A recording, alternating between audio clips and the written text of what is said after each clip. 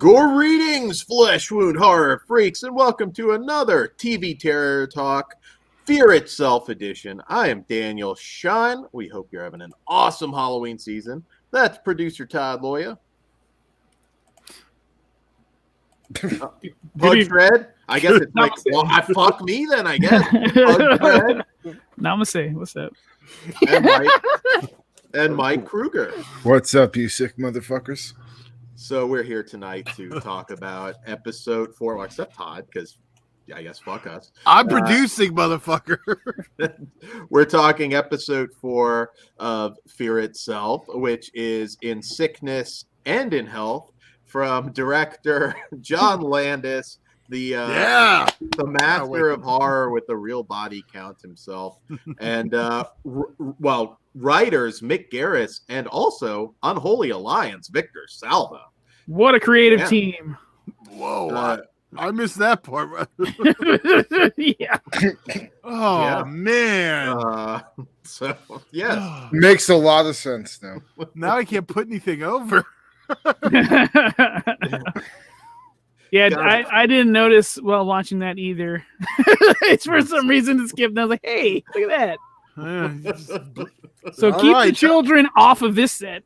Yes. All kinds of fucking danger. For several reasons, yes, on this one. Wow.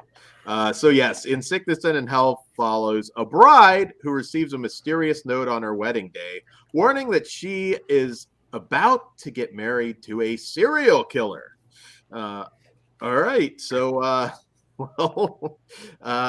Dan, why don't you go first? It ain't Clown House, at least, I guess.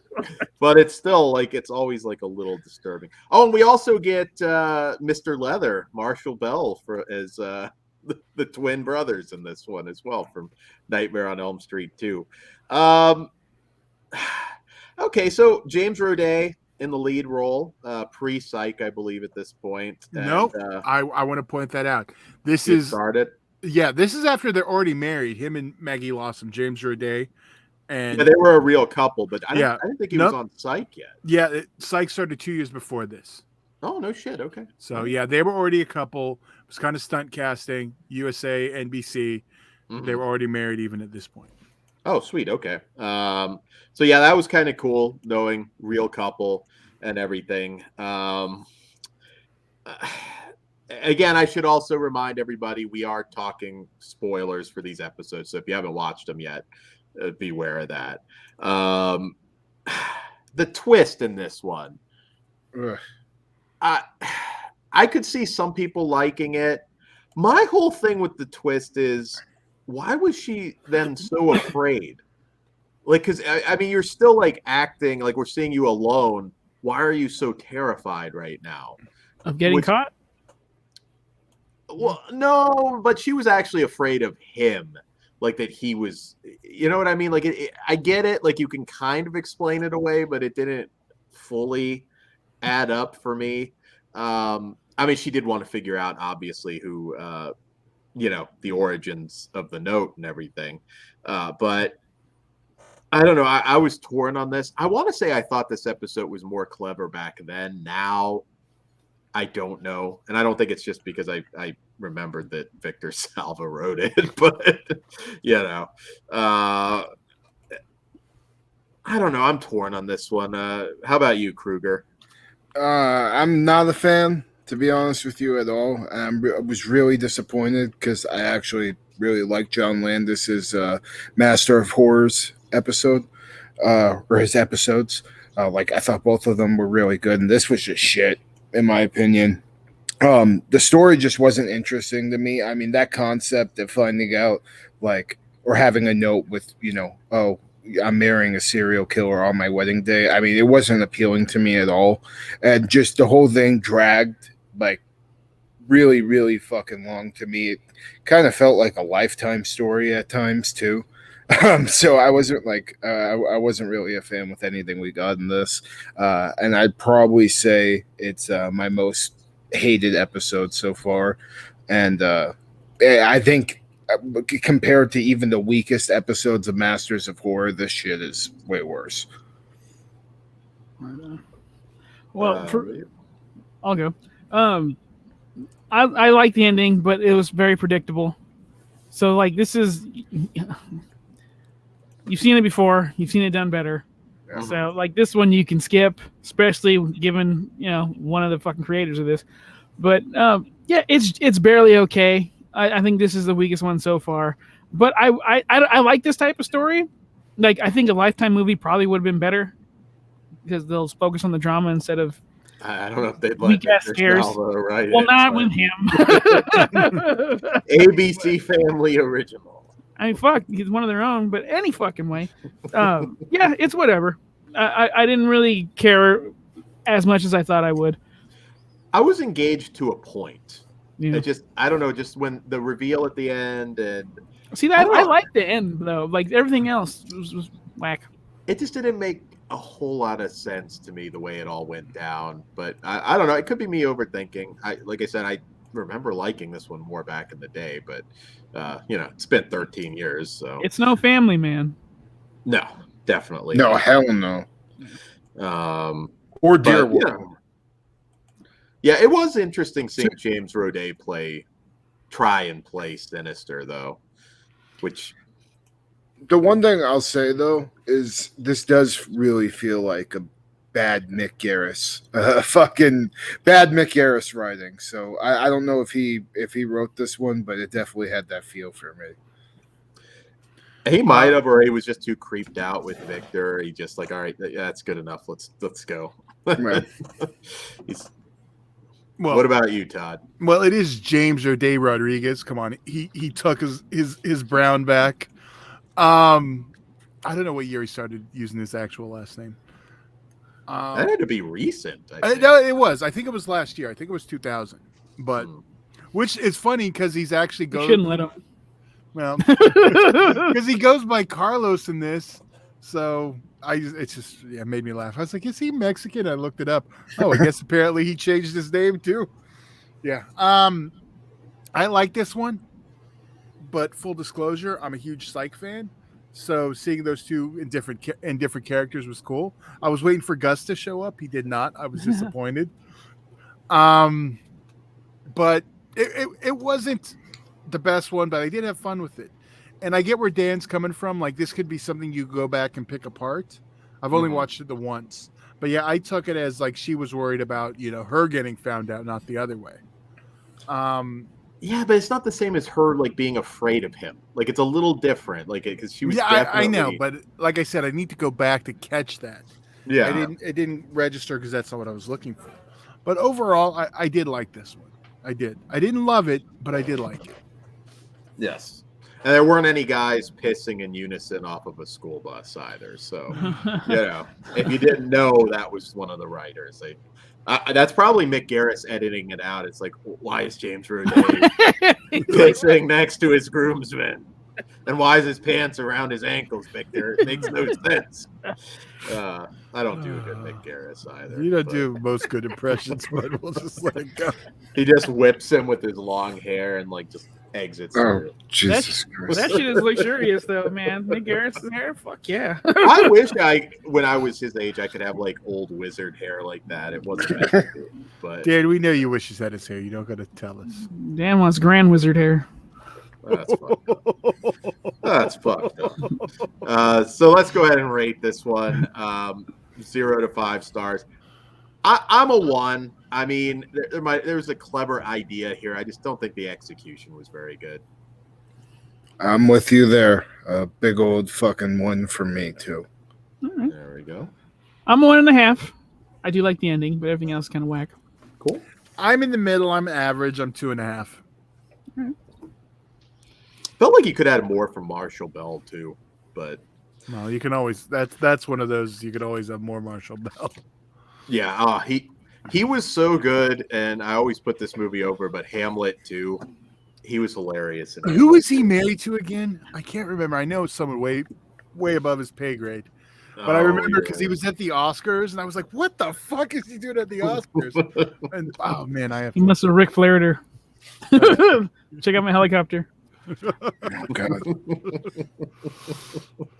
All right. So, moving on to our next episode, which is episode 5, and Eater from director Stuart Gordon, and also written by Mick Garris, but also Richard Chizmar, who of Cemetery Dance fame. There's a lot of literary masters of horror on these episodes, and he's known right now Chasing the Boogeyman, a very popular book that's out right now, and Widow's Peak and what have you. Also Jonathan Sketch, an actor who is known for many horror films and also Masters of Horror. He was on the Washingtonians episode, Okay. so he's also one of the co-writers on this, and not in the episode though.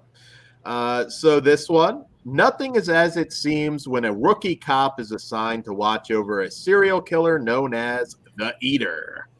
All right, so Elizabeth Moss. I don't think you yes. mentioned her. Yeah. Elizabeth Moss, who is fantastic, of course, has gone on to have one hell of a career. Not that she was new at this point, but she's gone on since then to certainly make her mark in horror and television, of course, with Handmaid's Handmaid's Tale. Tale. There we I go. went with Mad Men. The Invisible Yeah. Man. Invisible Man, Oh. of course. Kruger, what did you think of Eater? Well, disclosure, huge Stuart Gordon fan. He's one of my favorite directors of all time. And I think one of the most consistent directors in the horror genre. So going in, I was very excited to see what he was going to bring to the table because loved both of his Masters of Horror episodes and obviously his classics. I got Dr. Pretorius from Beyond right there. So first, I'll say I really dug the soundtrack for this episode. There was some really like strong scenes like during like some of the chase scenes and stuff. I was happy to see Elizabeth Moss in this, and I really like. Yeah, shut up. No, I'm just laughing because Pugs loves No, it. you trying to play I that. wasn't bullshit. busting your balls. I was laughing because of Pugs. He's thinking Fuck you. Teddy Hart's girlfriend. That's where we're at. Don't make me push the button. Anyways, I liked her performance and her character, like kind of being the horror fan, and she's also the rookie cop getting fucked with, and getting hazed and all that bullshit. So I felt for her and I dug her character a lot. The opening sequence when they bring the Eater in, I thought was really badass, and it got me super excited. And from there, like us learning about the backstory where with him ripping people's hearts out and taking their souls and able to shape shift into their bodies, fucking Mortal Kombat style. I mean, that's pretty badass and definitely up my alley. And I really liked the killer's look too. He had these like super grotesque teeth that, Raka. he looked fucking pretty badass. I also liked the ending where Elizabeth Moss, she fucking poisons herself to kill the Eater. I thought that was just like a badass way because she realized she was fucked. So she said, screw it, I'm just going to kill myself anyways and take him out with me. So she swallows a bunch of rat poison and puts it on her open wounds. And that being the ending and the way she takes out the Eater, I thought was fucking really badass. So overall, I wouldn't say it's on par with Stuart Gordon's Masters of Horror episodes, but it is close, and it is definitely my favorite episode of this so far. And I don't think, I don't know, so far with the quality of things, I don't think it's going to get beat anytime soon. So definitely recommend, if you're going to check out any of these Fear Itself episodes, check this one out. And it is the director's cut. If you guys watch this on Vudu, which we had mentioned in the previous episode, as of now, it's free on Vudu with ads. Unfortunately, that kind of sometimes can be a little distracting. Dude. Yeah, I need to have a talk with these motherfuckers. Yeah, just saying, if you watch it on Vudu, I'm sorry you feel our pain too, because like they don't sync up the ads anywhere like where the ad placement should be. Like Tubi was actually really good with that. They put the ads in like places where they weren't like terrible and distracting. But I had the DVD, fortunately, but I was like, just what the fuck? I got to go fish out my DVD because it just be like in the middle of anything. Yeah. Just cut to commercial when it was like it's a network television show. How fucking hard is that? Because especially when we come back from those stupid ads, we go like 2 seconds and it cuts to black. I'm like, you're killing me. fucking killing me. So what did you think, Pugs? I loved it. This one. This was the one I was excited for when it was brand new because this the Eater guy was heavy in the promotion for it. Mm-hmm. So like every time I saw it on TV, it was just this fucking nasty looking dude with sharp teeth being hauled down a fucking a jail like hallway. I'm like, oh, this is gonna be interesting, and it was. It's fucking cool. It's got awesome lore. It's got Elizabeth Moss, and she's like super likable, easy to root for. Horror fan, yes. Yeah, so I fucking love her to death, and like this the whole story was just great. Stuart Gordon knows what's up. Highly recommend. Fucking fantastic episode.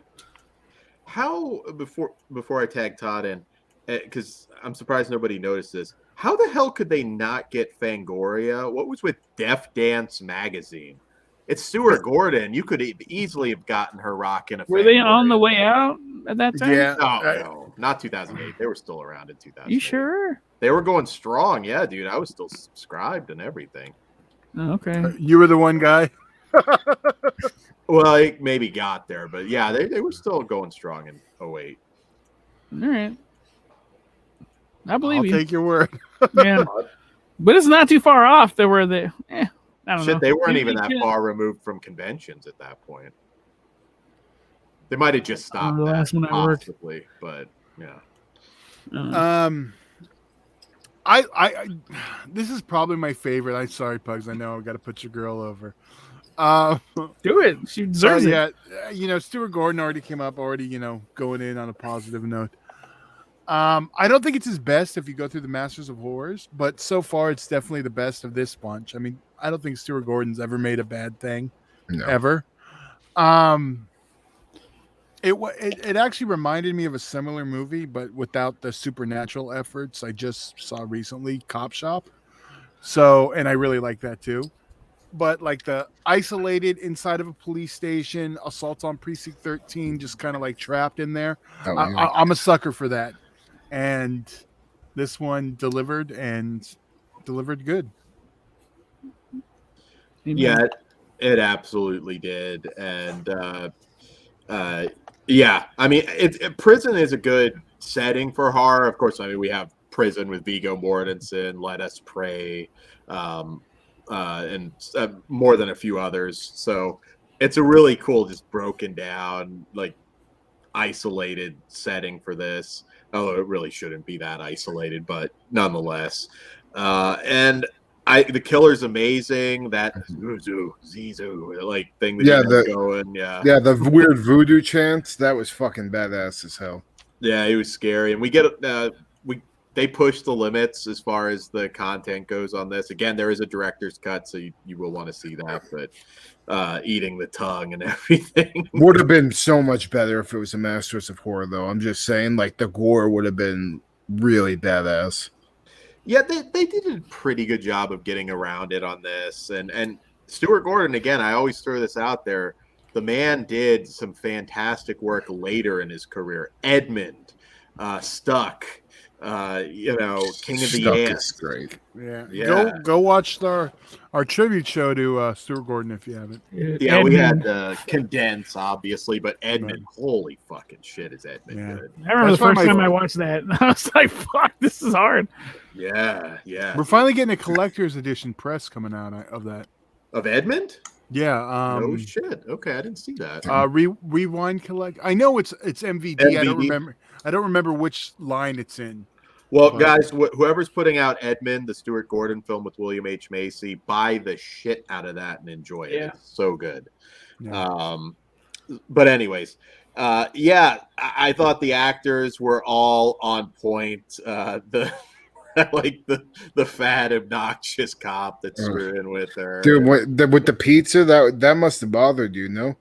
Oh, I like when he convinced her that his parents. He's like, my parents died. And it's like, he was just such an asshole, and that was hilarious.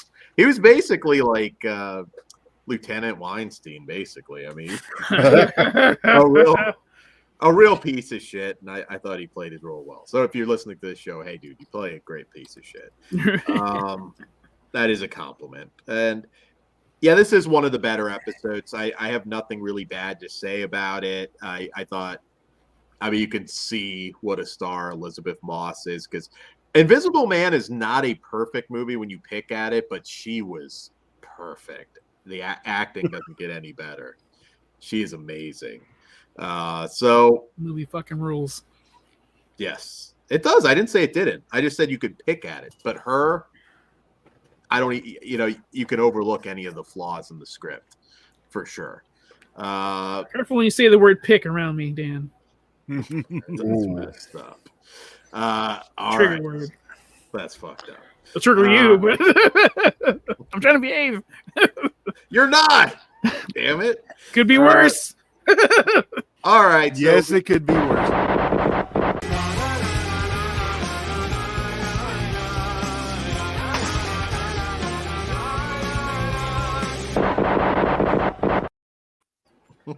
Motherfucker.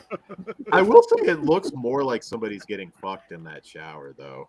Oh, the fucking rose hand from Titanic. Yeah. God damn it. Leo's hitting it from the back. That's right. All right. So let's go ahead and rate this one. Kruger, what say you? I'm tossed up between a 4 and a 4.5. I'd say I'm gonna give it a 4. But I definitely do want to rewatch it, and if anything, it's the one episode so far I would totally rewatch. So 4 out of 5 for me. What about you, Pugs? I'm gonna give it a 5. This one and Family Man, I fucking really like. So, and also it doesn't hurt. It has Elizabeth Moss. So, No. I'm a 4.5. I did really like this one. This is probably my favorite so far. I'm a 4.5 as well. This is one of those ones that made me want more. Like I could have easily followed this for 90 minutes. Yeah, they could have totally used a feature length and then have more liberties with the gore. I think that's the one thing that kind of sets it back for me. But I need to get over that with this series. So it's going to be hard. That's going to be a complaint, everyone. Being Stuart Gordon, it would have been badass if we had like George Wendt playing the police chief or something. You could have expanded it, added him in there, or William H. Macy, of course, that he was working with too at that time.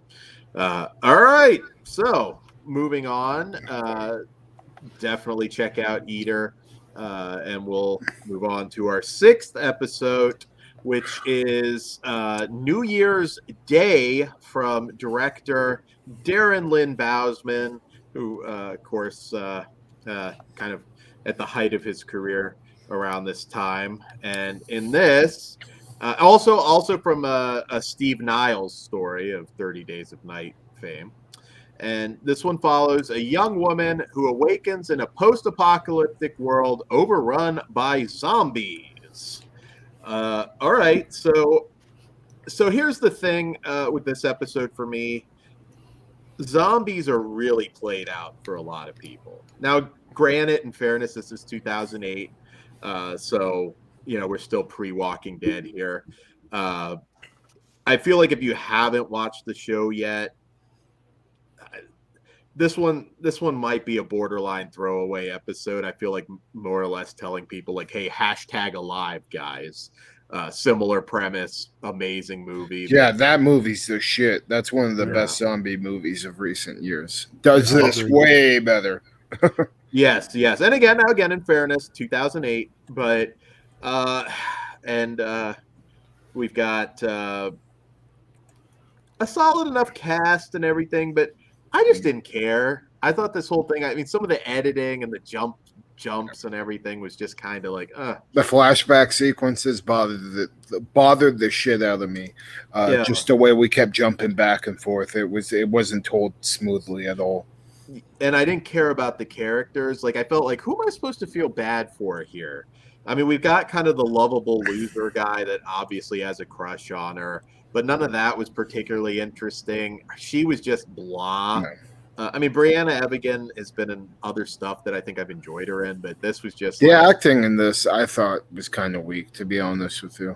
Yeah, Corey Monteith. I could make a bad zombie joke there, but he's of Glee, the singing show fame.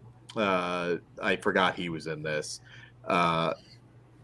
Yeah, it's just a very bland zombie episode. It doesn't do anything particularly fascinating with the whole thing, and you don't even really get to see a whole lot. I mean, the one benefit, zombies, you've seen it before, but you know, you get some good old school gut ripping action, and it doesn't have that. It's not really suspenseful, and I don't know. Maybe it played a little bit better back in '08, though. Who's to say? But what did you think, Kruger?